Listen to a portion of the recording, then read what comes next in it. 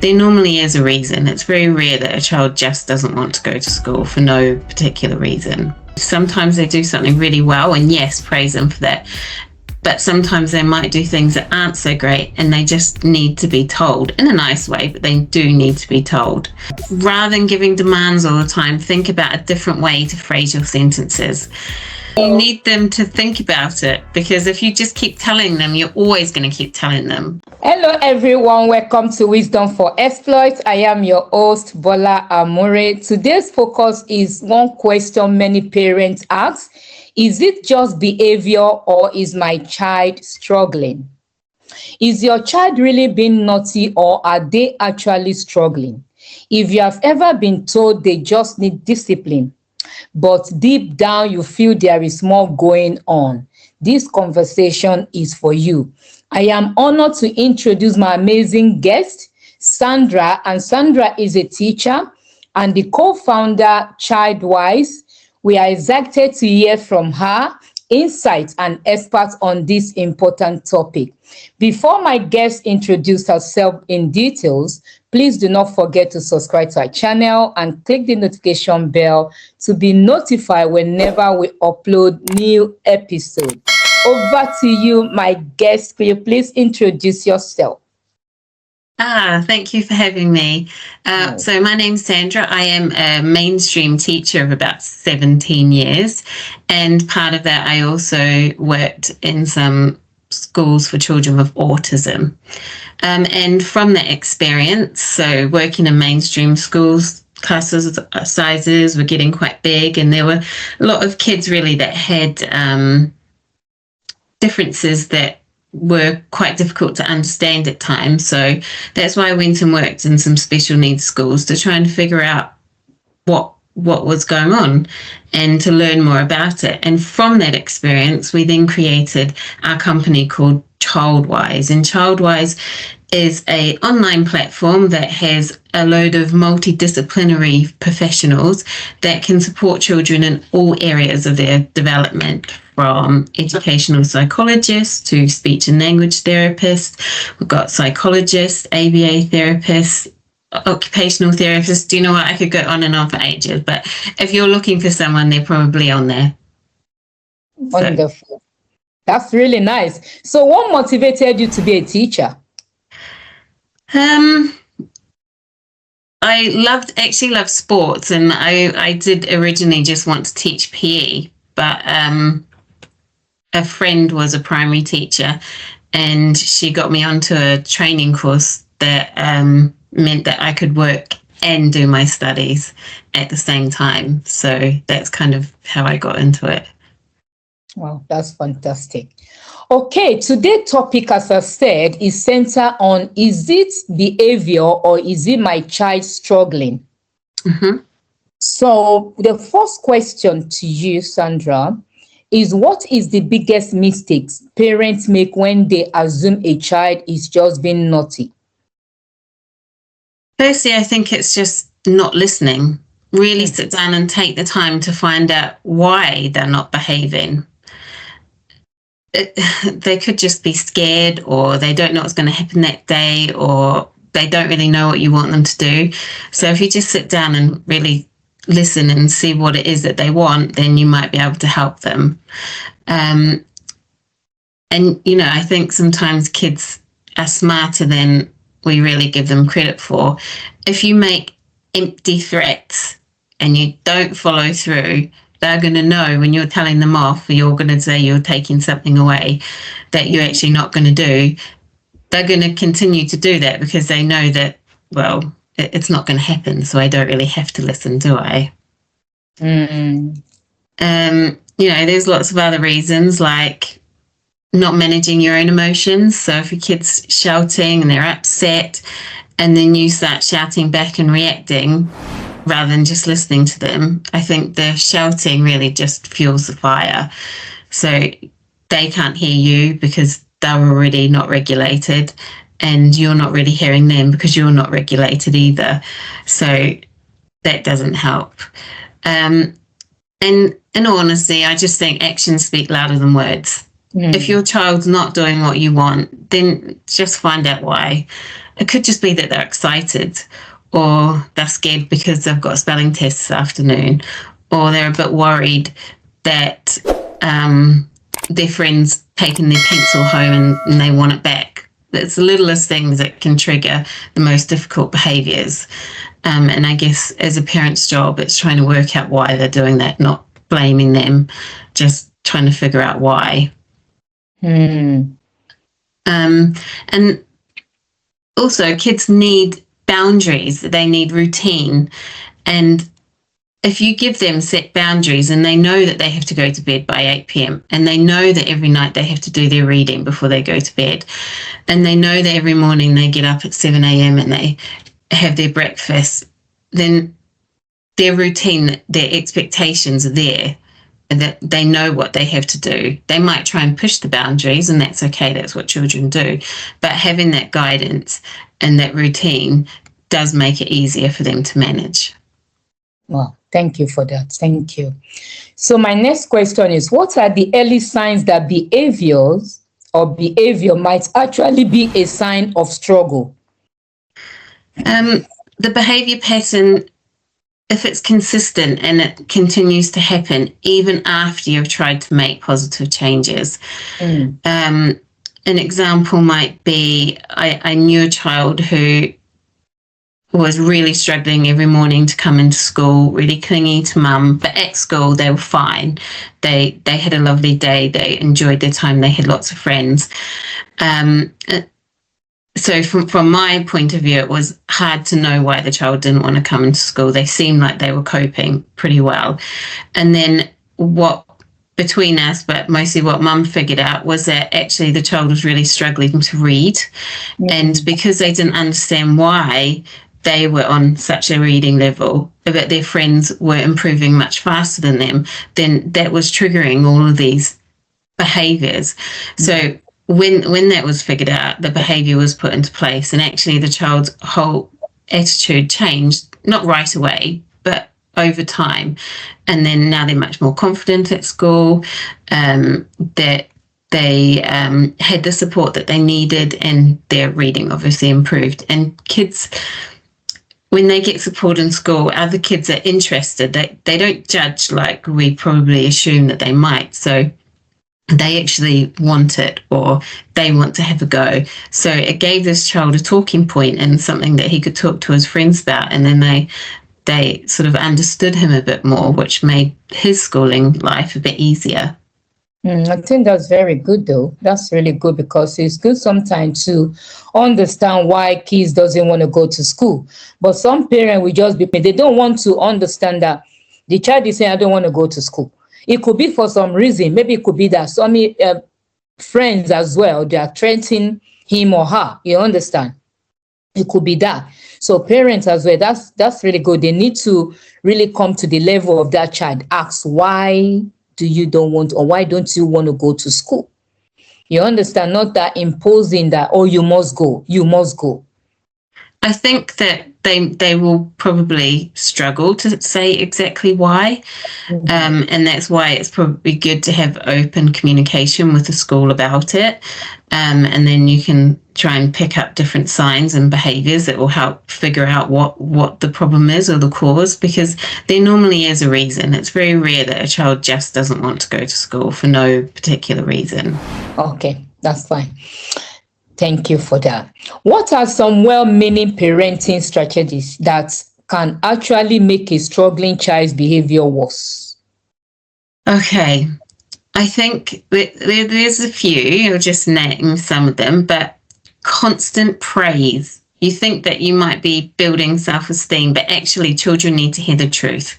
Because as they get older, they will then maybe become a fear of failing, or they might constantly rely on people to always give them praise, but they're not always going to get praise from maybe their boss or their friends or all of their teachers all the time. So they need to have the truth. Sometimes they do something really well, and yes, praise them for that. But sometimes they might do things that aren't so great, and they just need to be told in a nice way, but they do need to be told. You see parents having quite high expectations for their children that can really just produce a lot of pressure and anxiety. I mean, we always want our kids to do their best, but that doesn't always mean that they have to get the highest mark in the test, or they have to win the running race. It might just mean that they have to do a little bit better than they did last time. So if it's getting one spelling right in their test out of 10, maybe next time they have to really try and get 2 right, and building the expectations based on them, not based on who is around them. You sometimes see people comparing siblings or friends.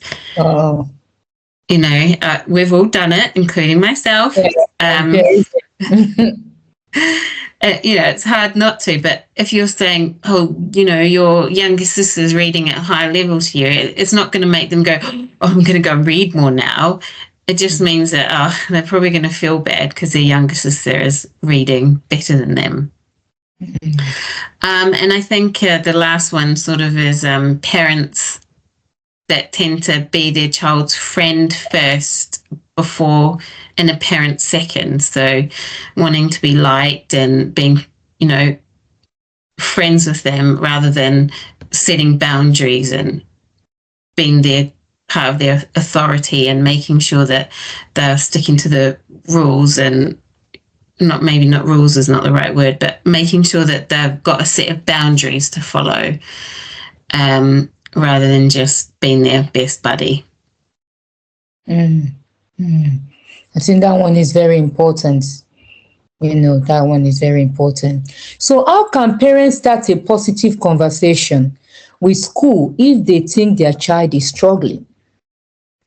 Yes, that it's so important. And the first signs you think your child is struggling, you should go and speak firstly to the teacher. Like, I think the teacher should be the first one to know. Express your concerns and listen to what their point of view is. And if nothing sort of comes of that, then I would go back and I'd request a meeting with the teacher and a member of the senior leadership team. So that could be the SENCO. I mean, it depends on what the what area the child is struggling in, or it could be the deputy head teacher or the head teacher even. And then at this point, I would have some notes written down. I would have, you know, what happened, when it happened, who was there, maybe a little bit of why, what your concerns are. And then, because what happens at home, it might not happen at school. So it could be not, the school might not even be aware of it. And then when you do have that meeting, especially if you might be going for a support plan or an EHCP, make sure that you get a follow-up email from the school with some action points and things that are going to happen. And if you don't, go and get that yourself, follow up and put all those action points in there, and make sure that someone is going to take responsibility and put in place what you have discussed at the meeting. And I always like to, and schools don't generally like to do this, but to request a date for a follow-up meeting. Because what this does is that it gives it a time limit, and then you can see that you're very invested in this, and that you have expectations and you want it to happen. And therefore, in that next meeting, you can go in and be like, is this happening? How, you know, what's improved at home? What hasn't improved? And really make sure that those changes are getting set in school. That's it. Okay. So what about parents that doesn't really want to have an interaction with the teacher? I know sometimes in that case, you still have to speak to the teacher before you now speak to maybe the assistant head teacher or the key stage, wherever the child is, head of the key stage, you know, wherever the child, maybe key stage 2, key stage 3, or whatever. So what about if a parent having issue with a teacher, because I've seen that a lot, whereby some parent doesn't even like the kind of teacher teaching their class, teaching their children in that particular class. So how can they go about it? And they say you have to follow procedures. No, you don't. If the concern is with the teacher, then I wouldn't sit back and wait either, because your child has to spend a whole year with that person. Normally on the school's website, you will be able to find the SENCO or the deputy head teacher or the head teacher's email address. I wouldn't go straight to the head teacher.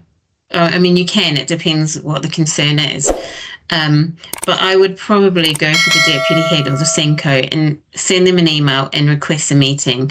They can't ignore you. And if they do, then just go into school and speak to them and just say, look, I really want to arrange a time to talk. I have some issues that I want to discuss with you in private, and then they will put that in place, because they don't want unhappy parents. They don't want reviews written online.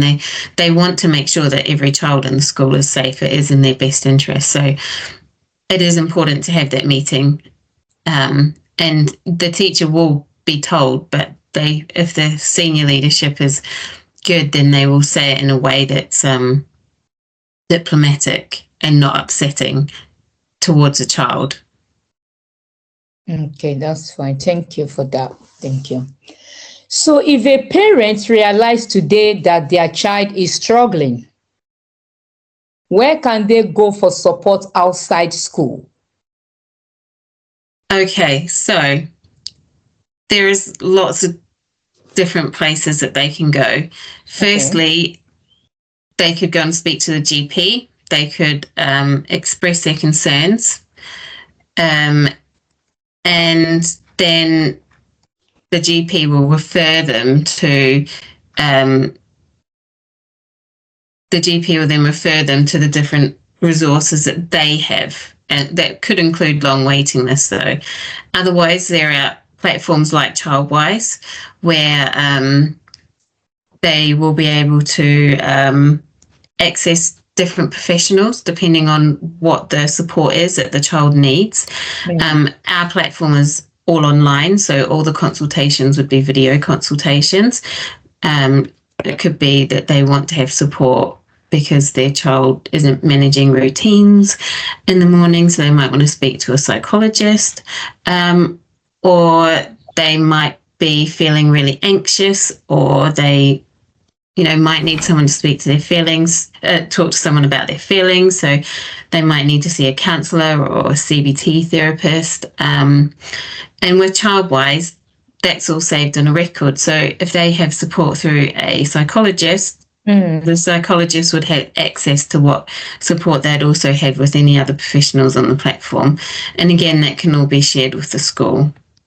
And there are other companies similar to ours that have maybe clinics around the area that you live in, that you would also be able to go in and see and have regular appointments with somebody who you think could support. That's a good one. Okay, we're moving forward. This one I'm talking about, it gives practical value earlier. And why do children often manage their emotions at school only to have meltdown when they get home? So at school, they have to hold it all together all day. They've got to follow rules. They've got to learn and remember, and they get tested. And, they've got to hold their emotions, and they don't want to be seen crying in front of their friends. And then when they get home is their safe place, then they just let it out. They're probably tired or hungry or overstimulated, all of them maybe. And they just need a bit of time, some energy and space to regulate, and then they can probably carry on with their evening activities. And normally that's all it is. It's quite normal for kids to have meltdowns at home. Some kids that may have autism or ADHD, that could be because they've been masking all day. So when they're trying to be perfect and trying to get everything right, it's really taxing. And it's those same reasons, they're tired, they're hungry, they're overstimulated, and they just need time to regulate. And it's actually pretty normal. So most kids do it. As they get older, though, they start to manage those emotions more, and that happens less and less. Okay. But what about kids that when they get to school, they are so quiet, very quiet, they don't talk, they don't, interact, And when they get home, it's like, oh, they're all over the place. So how can you, and sometimes, teachers do have concerns about this kind of kids. So how can parents support that kind of a kids to be the way they are at home? They are outspoken Yeah. at home, they do things at home, but when they get to school, they are moons or moonted. Yeah. So Doing after school clubs and things that they really enjoy, which will bring the confidence out, will help being confident in front of other people. Also making the teacher aware of it right from day one, that they're quiet, and that teacher then can sit and spend some time with them and gain their trust and learn about them and find out the things that they like and find out the things that make them feel confident and things that they're good at, and try and bring out those qualities in them. And some children will prefer to sit back and not be the front of the class, but probably might be having a good time though still. And then there'll be other kids who do love to be centre of attention. And that's just the personality difference. But there are kids that are quiet, and I think the best thing to really build their confidence and get them speaking up for themselves is putting them in things that they really enjoy. And one of the things that I've noticed is actually singing in choir or learning a musical instrument can help some kids. Other kids might go more down the route of being in team sports, or even solo sports, like they might be good at running, or for me it was always playing sport, was netball or swimming or something. That's where I made my best friends, and that's where I felt like I could be myself more probably than in the classroom. So I always got on well with my PE teacher, because that's what I loved. So kids will always speak out more and have better relationship with different people depending on what their interests are. Yeah, that's true. Some are interested in cooking, Yeah. Some children, they like creative stuff. Yeah, arts, cooking. There's lots of different things that you can get your kids involved in. True. That's cool. Okay. What will you say to parents who feel judged or blamed for their child's behavior? I think it's easy to sit back and judge someone whose child is misbehaving. Very true. Children, they're still learning to communicate. So, they do play up at times. That it could be because they're tired, or they're bored of waiting, or they're hungry. I think that, you could have just taken their favourite toy away. And so they're just there telling you that they're angry. So personally, I think that you need to ignore other people around you. Outsiders, they only see a very small snippet of your child at that time. So they can't really judge. They don't understand the whole picture of actually what's going on in that scenario. Exactly. But, I would say that if you are struggling with managing your child's behaviour, then there are parent coaches out there who can just give you some tips and advice and things that can make life more enjoyable. And it could be things like just changing the way that you speak to your child, or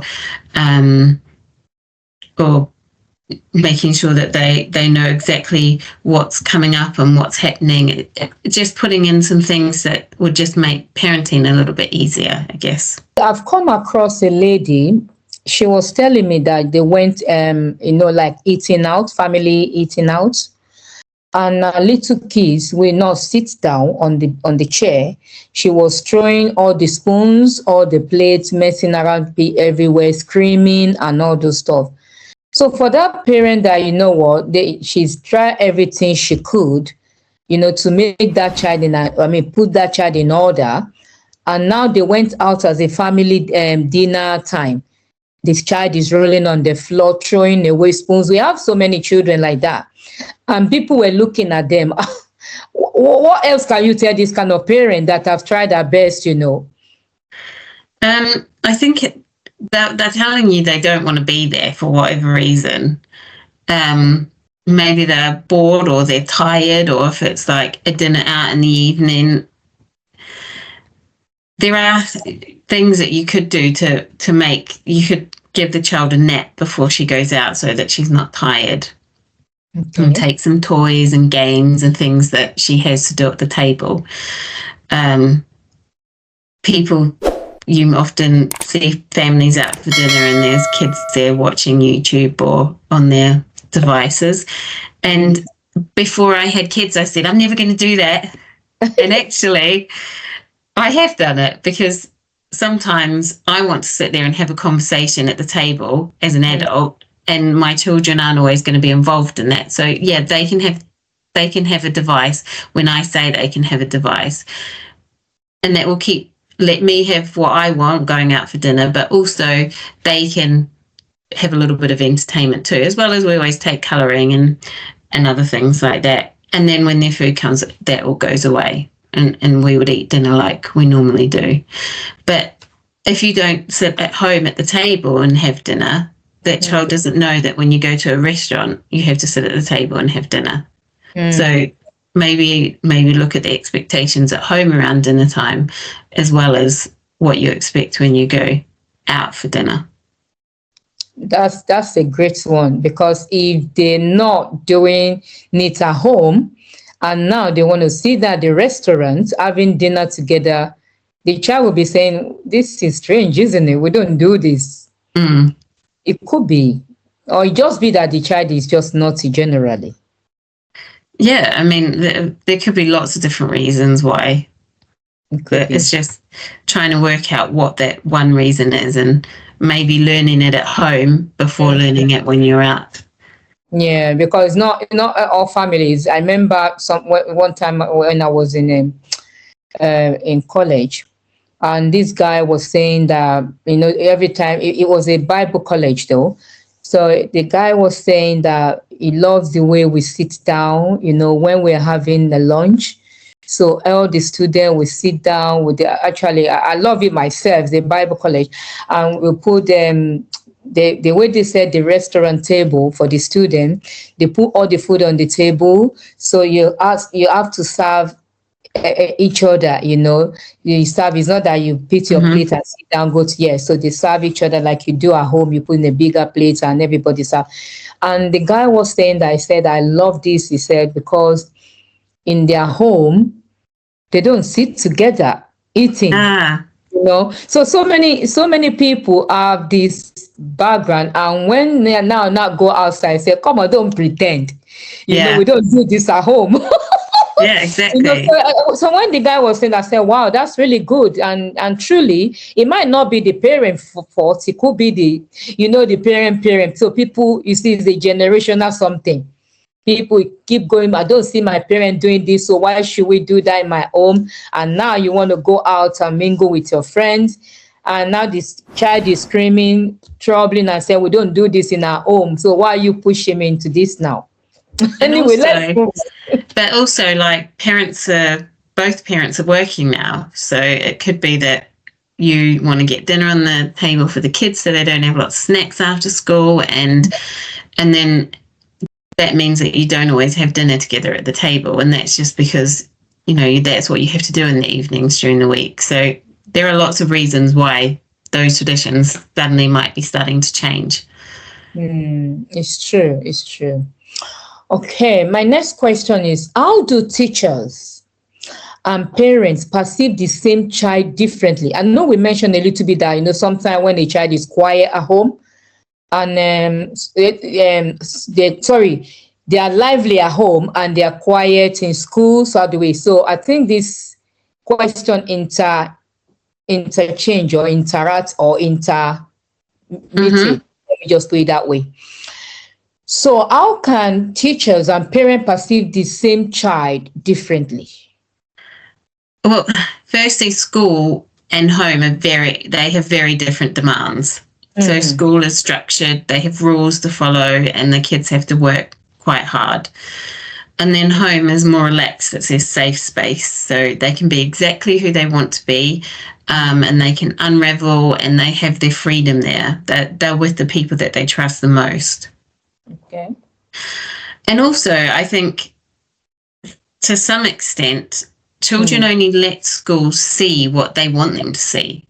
You know, they don't have time to relax, and they don't have the same freedom to totally be themselves. So if you have a really great relationship with your teacher, I think that that teacher would learn more about that particular child than maybe one of the other students that haven't created that same sort of bond with.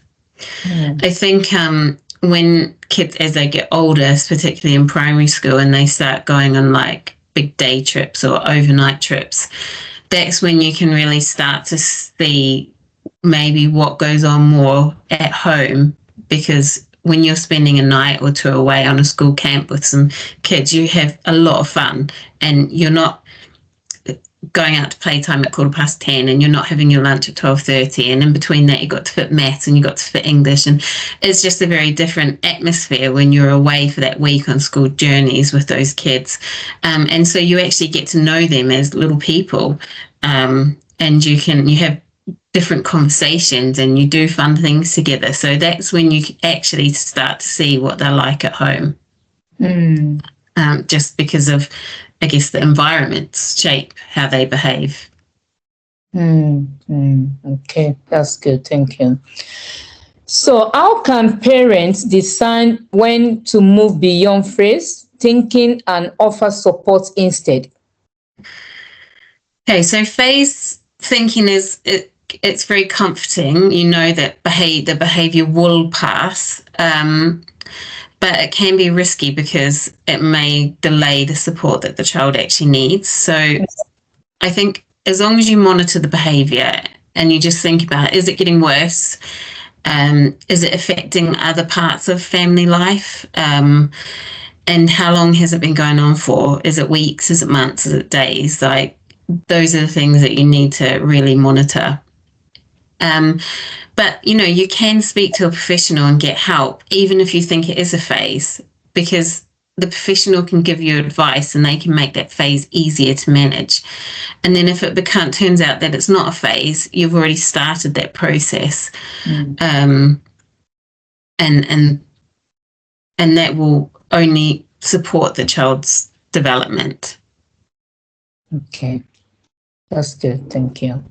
What minor changes can parents try this week to support a struggling child? Okay. So I really think they need to just think about the use of language. So rather than giving demands all the time, think about a different way to phrase your sentences. Like my daughter doesn't want to hurry up and get dressed in the morning. She just doesn't. So I say, right, go and get dressed, and then you can, when you come down, you can choose your snack that you want to take for lunch. And then while we're getting dressed, we talk about what she's got to do. So then I can kind of persuade her at the sort of snacks that she might want to take for her break. Another one, when you get the kids they want to play a game, so you can say, right, put that toy away first, and then we're going to play your game, rather than tidy out your toys. And also preparing them to finish an activity. So, all right, you got 5 minutes left of playing, and then we've got to start tidying up. You put timer on and get them ready and prepared for it, rather than just walking in and saying, right, tidy up now. Because like you, when you're doing work, you might think, all right, I just need 5 minutes to get this finished. They might just need 5 minutes to get their game finished. Or when if they're watching TV, right, at the end of this episode, we're going to go up and it's bath time and we're going to get ready for bed now. Instead of like leading with the negative part of the sentence. So don't do that. Focus on what you actually want them to do. Okay. So if little Johnny is running away down the street, that's dangerous. You don't want that. And so say to him, like, Johnny, come back. Got to walk beside me, and there's lots of cars. So he knows what he wants you to do. You're not just reinforcing what it is that he is doing. Or if you're in a shop and it's quiet and your child's like, I want this, just say to them, you need to speak quietly because there's lots of people around. Or they run away from my kids with this every night. They leave the table, the dog swoops in and he starts licking the plate. So, like, before you get that out, you need to put your plate in the dishwasher. Or often kids, they come out of the toilet, they haven't flushed, they haven't washed, and it's rather than going, go and flush the toilet, you could just say, have you flushed the toilet and washed your hands? And quite often they will say, no. And then they'll go off and do it. And it's just a nicer way of phrasing it so that they're just forgotten. They're not trying to do it on purpose. Most of the time they're just forgotten. Oh my days. You said a lot of use of language. That's a strong one because trust me, from my end here, we just say it's the way we need to say, go and flush the toilets. Yeah. Pack your toys. Let's go out now. Enough, But you need them to think about it, because if you just keep telling them, you're always going to keep telling them. Whereas if you get them to think about things and, saying, what is it that you need to do? Rather than constantly telling them, you don't want to keep telling them. They've got to start thinking for themselves. So, but what about those ones that are grown up now? Not the primary school one. Yeah, that's true. The teenagers. So how do we deal with the teenagers now? Because I know use of language, even with teenagers, use of language is still okay. But there are some things that, we need affirmation for them to get things done, because sometimes the children, they want to get things done at their own time. And you want it to get it done in your own time. And that's where they need boundaries, and they need to know why they have to get it done in that time. And positive reinforcement is always a good way of getting it done as well. When you have done that, this is what's going to happen. That reinforcement is there for them to complete it. But teenagers will be teenagers, and they're always going to be a challenge. You're talking now. Okay. So what happens when a child finally gets the right support? What happened? So as a parent, you'll begin to see an improvement in behaviour. It might not stop right away, and it might not be fixed, but the adult will begin to understand why the behavior is happening, rather than labeling the child as just being naughty all the time. They can actually help the child to put in some strategies to cope. So an example of this is a primary school I worked in. I had a little girl who really struggled socially on the playground, and her and her mum had come and spoken to me and told me that evenings were really difficult. She was quite physical, and mum was finding it really tough. And we figured out that it was because of the girls on the playground. Now, the girls on the playground it's just girls playing girls on the playground. There was nothing offensive about it. It was just that she personally couldn't cope with it. So we put in some strategies where she would come and speak to me if something happened, or another member of staff, or her friends would. So it never got left. So she didn't have to stew about it all day. And over time, you could see that the girl was getting more confident, and she actually wrote me notes because she didn't like talking about it. And she would leave me notes on my desk, and I would read them and then either respond to her in writing and give it back to her, or just quickly go and speak to her. And then so as time went by, she started to learn strategies that helped her on the playground, and she had less because she was masking most of the time at school, and she had less conflict at home, just because that little bit of support was being put in place for her. So things do take time, but when you understand why it's happening, you can really help that child to cope and understand. That's a good one. That's a good example. Thank you for sharing that. If every parent watching remember one thing from today's, what should it be? I think when your child displays a behavior that maybe you don't like, I think just take a minute before you react. Think about why they might be doing it, and then think about your use of language and think about what you want the child to do rather than what they're not doing, and try and bring a positive aspect to it rather than constantly telling them what it is that they're not doing them, because that attention you don't need to focus on. It's what you actually want them to be doing is what you need to get them to focus on. So it's about changing your mindset and theirs. Nice. It's good. So can you identify a helpful parenting method that might worsen a child's struggle? Yeah, I think it's sort of what we talked about earlier, like overpraising a child. Sometimes they don't do their best and they need to know that. And when they do their best, then they need to know that too. So it's just about giving them the right level of praise.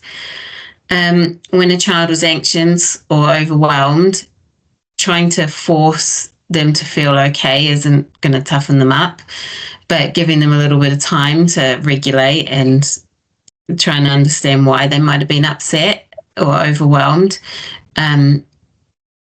will be better for them in the long run to really help understand their emotions. And it's important to have consequences, but sometimes I think maybe if kids have had a pretty rough day and they've got upset and they've lost a bit of control, that you can, lighten those consequences, and then when they're actually calm and ready, trying to teach them strategies that they use that they can deal with. So if the child is shouting that they're upset or crying, maybe teach them some strategies that they can use to help regulate rather than demonstrating what they're already doing. Okay. So I just want you to put more example into this, our final questions. I know you've touched it a little bit. If a parent discovers their child is struggling today, what external support options are available beyond the school? I know we mentioned something briefly when you started. You mentioned ChildWise, you mentioned other organization, but do you want to dig deep into any other external supports they can get? I think the most important part is really trying to understand why the child is struggling. And to write down things that have happened, because you do forget, and write down, the more information you have for a professional, the better understanding they're going to have of what's going on. And then I think it's then finding a route that is most supportive for your child. So whether that be speaking to your GP or having online consultations at home, or maybe they prefer to go into a clinic and speak to someone, because there are so many different options out there. Art therapy is a really good way of getting children to talk and understand their emotions while doing something constructive. So there are just so many different options. And it is really, I think, comes back to understanding what the actual struggle is and who's going to be best to help. Okay. This question is coming to me. Let me ask you before we finally round up. If a parent have a child that has a medical challenge, that they're on and off hospital, on and off, and maybe today they're in school, this week, one day, and next day they call them in school, the child is in hospital. So how can we help this kind of a child, to succeed in education, because they are on and off the system? Today they are in school, tomorrow they are not in school. Yeah, that's and like the child can't help that. If they're ill and they're sick, they can't be in school, and that's what it comes down to. But there are a lot of options online now. So the school itself could be providing the work and putting it online for the kid to do at home, for the child to do at home. Or they could get a tutor if the parents can afford it. They could get a tutor that could keep a program running consistently in English and maths and be able to monitor their progress and give them the work that is actually going to help them. Because if your child's sick, you know, they might not be able to do work, or it could be something that takes their mind off it. So it might be really welcoming, and having a tutor, even if it's online, because they might not want to have other people around them. That would be one way of keeping up with the academics while they are in and out of school. So is there anything the government can help regarding that kind of a child? I don't know if there is government support out there to cover a tutor, but the school should still be giving the child work and liaising with the family, and helping put in whatever support it is that they need. There is, like, Google has got these wonderful programs out there where the child can do work online, and send it to the teacher, and the teacher can respond. So there's definitely ways that schools can implement to help that child do keep up with the work while they're actually not in school. Thank you so much, Sandra, for your time today. And to our viewers, I believe with this conversation, you have gained one or two things. And with what my guest said, you know, how to really support our child is to create boundaries. Boundaries is very important. And she mentioned constant praise. We need to praise them. It's not only, we shouldn't be looking at the bad, you know, focusing on the bad aspect. Let's look at the good one as well. Let's pick up the good habits, you know, and praise them for that. Then we should avoid comparing our children to other person. Don't compare your child, even if they are siblings. Don't compare. Okay, look at your brother is doing well. You're not doing well. That is not helping the child. It's worsening the whole issue. Then she mentioned something, another important thing: use of language. Use of language. We need to, you know, I know as a parent, we say they are our children. We still need to respect our children too, you know. So respect them, know the kind of language you speak to them, so that, you know, by the time you want them to do something, you get the best out of them. Because if you're using bad language, you're not going to get best out of these children. They know what they're doing. Even before you said it, they know what they should do. But when you use good language, we know when you use good language, they give you out of the best of the best. And especially this boundary is very important, and constant praise. So that is that from us now. To my guests, once more, thank you so much for honoring this call. I really appreciate it. Thank you for having me. You're welcome. You're welcome. Thank you.